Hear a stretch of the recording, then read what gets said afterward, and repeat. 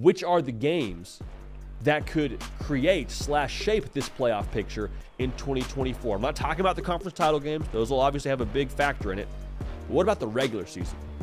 Because this has been kind of my concern as we move into this 12-team playoff era. How much does the regular season still matter?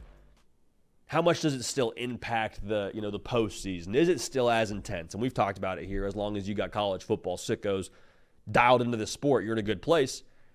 But I think one of the games that will shape the playoff picture is Clemson at Florida State. The old DJ Uiagalelei Bowl. A long way in establishing the ACC title picture in my mind for a couple of reasons. If you're Florida State, your goal is to get to the weekend after October 5th, so October 12th, unbeaten in ACC play.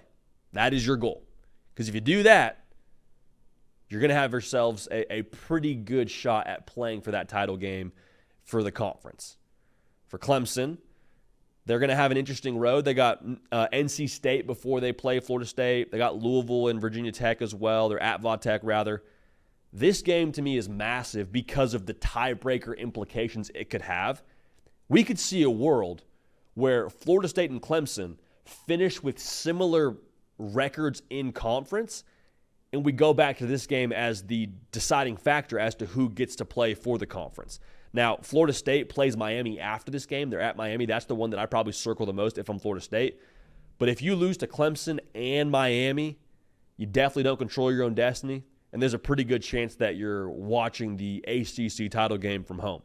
Now, when you talk about the college football playoff overall, it doesn't help either of these teams when it comes to their college football playoff odds based on who they have in the non-conference. Clemson plays Georgia, just a nice little grenade to start your season off. Florida State, they play at Notre Dame, and they'll also play Florida. So you don't want to drop any games, obviously, much less a conference game. But if you drop this game, and let's say Clemson loses to Georgia, let's say Florida State loses to Notre Dame, I don't know how that's going. I don't know how a 10-2 ACC non-champion factors into the college football playoff. I'm not saying they can't. I'm just saying this is one that is going to be massive in shaping the ACC title race, of course, but also in shaping the at-large and or potential at-large bids for the college football playoff and either of these teams when it comes to their college football playoff aspirations. Let's go to a couple weekends ahead here. October 19th, you got Georgia at Texas. And this is a game that I would classify as a little realignment gift. Like, we're not huge fans of realignment, as you've noticed if you've watched any part of the show so far. But this is one of those games where you look at the new SEC and the new scheduling, you're like, okay, Georgia in Austin, Sark versus Kirby, Ewers versus Beck, like, all right, and it's a conference game? All right, that's going to be pretty awesome. There is not a clear path for either of these teams when it comes to their college football playoff aspirations. I am assuming that both Texas and Georgia cannot drop more than one game to play for the SEC championship in a divisionless SEC. If we're using history as our teacher, that's probably the way this thing is going to shake out. Texas has Oklahoma the week before in Red River. So you play the Sooners, no break, turn around 7 days later, you got Georgia at the crib. And then they also play Kentucky in at A&M after this one. Georgia, they've got Kentucky on the road. They're at Bama. They got Auburn all before this game. And then they play Florida at Ole Miss and Tennessee. So, yeah, there's some work cut out for both of these organizations when it comes to their playoff aspirations, their SEC title aspirations. Again, I think 2 losses makes it a little bit tricky to get into the game in Atlanta. So you can't drop this one, and then you look at what they have in front of them and behind them. Things could get a little bit hairy. I think we could, for the record, see a rematch of this game in Atlanta. Just throwing that out there. We could see this game twice. Heck, we could see it 3 times. We see it in the college football playoff. But I think as much as it sets the tone for the SEC, if one of these teams drops 2 games, I don't know if they make it in. I've said that already. But I think it also sets the optics for the rest of the college football playoff rankings. Like, this is one that I think we could see Georgia and Texas sitting at 1 and 2 heading into this weekend, or heading into the rankings potentially on this weekend. And I think the rankings won't happen until a little bit later in that month. But you could see a lot of those rankings on Twitter and rankings on different platforms saying, hey, if the rankings happen today, and we'll talk about that ourselves on this channel, Georgia and Texas 1-2. This, I think, could kind of be that deciding factor for who ends up having pole position in the college football playoff rankings. Now, here's what I'm fired up about. Those games will be fun. They're in October. The concern for us here was always, well, what happens to rivalry weekend?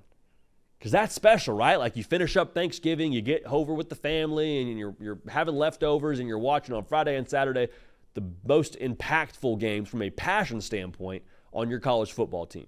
And there may be no bigger rivalry than Michigan and Ohio State. It was one I was worried about when we did this whole realignment deal with the Big Ten and the expanded college football playoff. But I think, and I truly believe this, I think Michigan and Ohio State will play each other for a spot in the Big Ten championship game.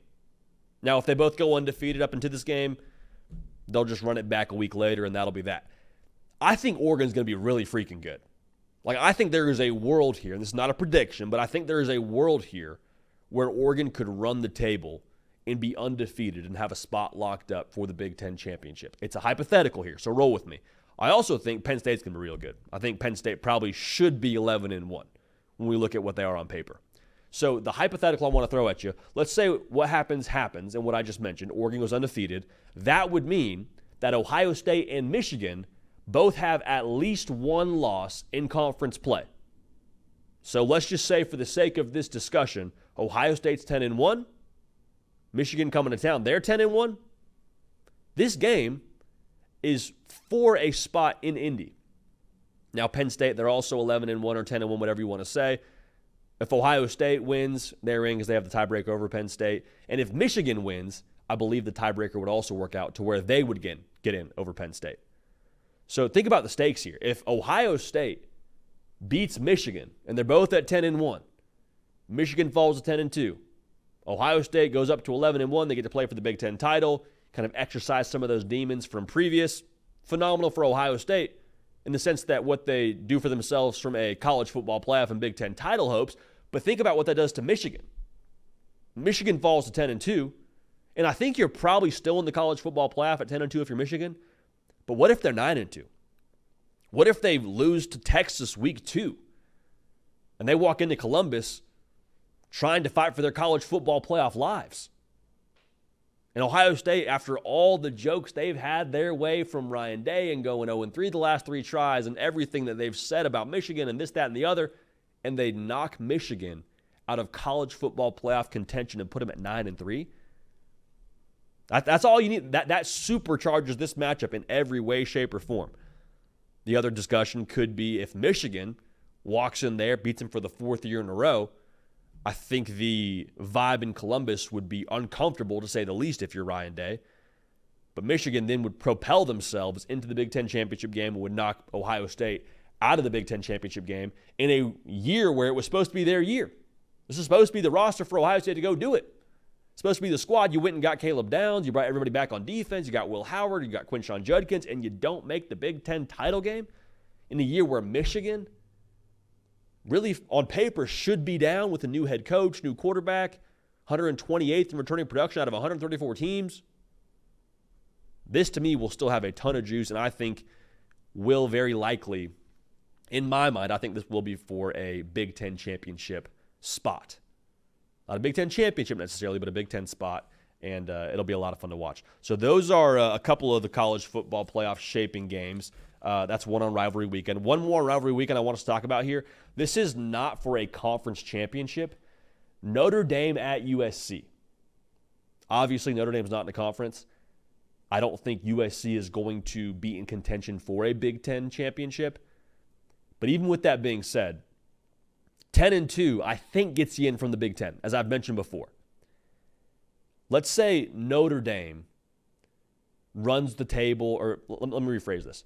Notre Dame, I think, at 10-2 would feel confident, but at 11-1, you feel much safer. Like 10-2, I think, as an independent school, without having that extra data point on conference championship weekend, could be a little dicey for the Irish. But Notre Dame, man, they've got a very workable schedule. Like, at A&M and Florida State are the toughest games on the schedule. If they go into the game against USC at 11-0 and they run the table, maybe this is a different discussion. But let's say that they split those. Let's say they split at A&M and Florida State, and they go into this game at 10-1. Or let's say they go 0-2 in that stretch. They go into this game at 9-2. This is a playoff kind of game for Notre Dame. This is a chance. I mean, if they want to have a chance to even get into the dance, they got to win this game. And then USC, their schedule isn't easy by any stretch. They got LSU to start the year. They're at Michigan. They got Penn State. Those are the big ones you're looking at, and in addition to some other tough games in the Big Ten. But if they go 1-2 in those three, and they roll into this game at 9-2, the most cinematic kind of game we could get as college football fans is a 9-2 USC and a 9-2 Notre Dame. That, in my mind, would very much so be for a playoff spot for USC, as I've mentioned, and it really could be for a playoff spot for Notre Dame.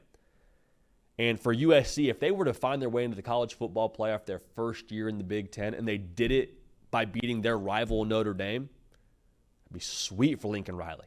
It'd be sweet for Lincoln Riley. It'd be validation for everyone in LA that's been saying, man, if we could just get a defense. And then wouldn't you know it, bada bing, bada boom, you'll plug in a new defensive staff with Danton Lynn, you get it done, and you find your way in the college football playoff in a line of scrimmage league. That'd be, I mean, incredible if you're a USC fan. But if you're Notre Dame and you miss the playoff, I mean, this is a team that is built for a year like this. You went out and got Riley Leonard. You went out and got some weapons via the portal to make a run like you hope to make this upcoming season. And so they expect to be a playoff team. So beating USC to get in, I mean, chef's kiss if you're an Irish fan. But if you fall short in a game like this, that would hurt. That would hurt, to say the least. So Notre Dame and USC will have some juice. Rivalry weekend overall should still have some juice. Other games receiving votes that'll shape the college football playoff. I'll go rapid fire here. Bama at Tennessee, a little third Saturday action. Tennessee getting in the college football playoff, to me, feels like it would require a signature kind of win like they had in 22, where they threw those goalposts in the river. Turns out they don't float.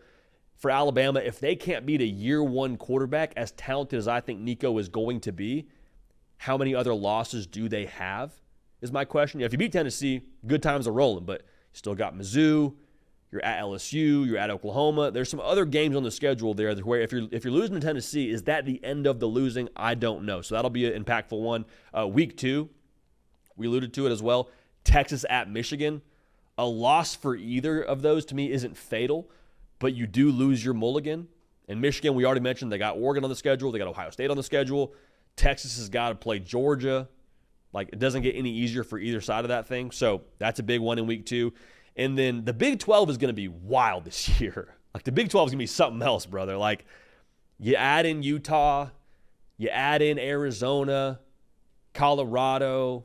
Like, there's going to be a lot of new faces in that conference, and we're still getting used to the other new faces that just joined that conference in UCF and Cincinnati.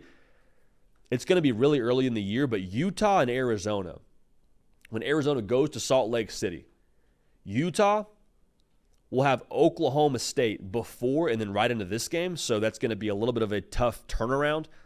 And then also before this game, Arizona is at Kansas State. Now, Arizona and Kansas State, oddly enough, will not impact the Big 12 standings.